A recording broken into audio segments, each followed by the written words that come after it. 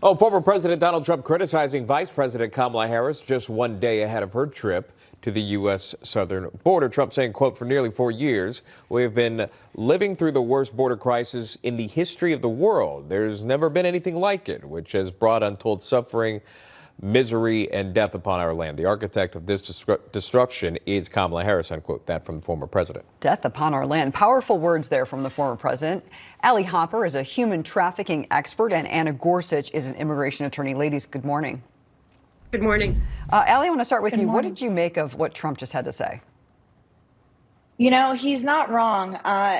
The fact that Kamala Harris is going down to the border now, a month away from the election, is, unspeakable. This border issue has been a problem for a while now, and there's hundreds of thousands of lives at stake, including children. So the fact that it's being prioritized at this last hour is horrifying.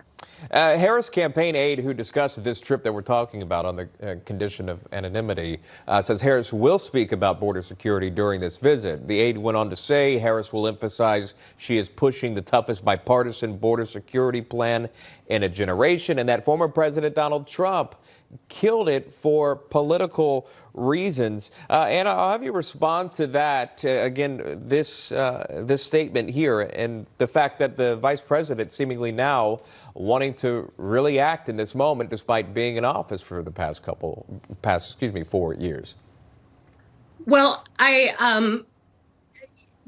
her reference to the border bill, for example, she seems to be relying on the bill that was not passed. Trump was accused of trying to get it stopped, but there were a lot of good reasons to oppose that bill. And it seems to be that as far as she's thought through any kind of immigration plan that she would put forward, she's talking about that bill. And that bill had a lot of problems in it that I think could have created more complexities and more difficulties along the border in the long term. It also completely failed to address the need for new legal pathways, which is the biggest thing we can do to solve the situation at the border, is to really reinforce and expand our legal immigration system. And it's interesting. Apologies. Finish, please. I have not heard her say anything at all about what she would do with the legal immigration system, and Anna, which is concerning. Can you speak to the fact that we have children coming across the border who are being given court dates, which seems impossible, but that's a reality that's happening, and the fact that we just don't have the court capacity to handle the influx of immigrants appropriately or even safely for these children?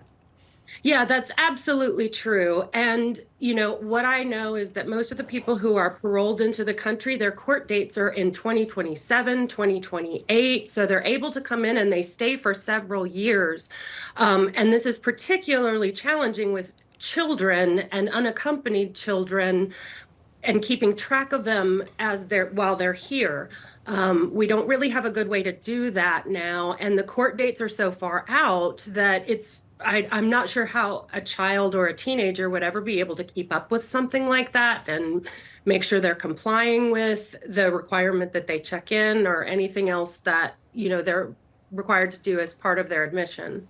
Part of the border crisis, there actually are many parts of this, including drug trafficking and human trafficking. And Allie, I wanted to go to you on that. I believe you're set to testify in front of Congress next week on how the migrant crisis is directly impacting the increase of human trafficking. Can you talk more about that and perhaps why this is such an important topic and what you'd like to bring up? Yeah, what's interesting about what you guys mentioned a little bit ago and what Anna was highlighting is these court dates for these unaccompanied children. The problem is they're being sent to unvetted sponsors, and this has been verified time and time again. We are not checking the background of these sponsors. We're not checking if there's familial relationships. We're not even checking and doing home studies to see if these kids are going to school, they're being fed, they're being taken care of. So if we're worried about a court date 4 to 7 years in the future, we're not even looking at between now and that time of that court date to see if they're okay.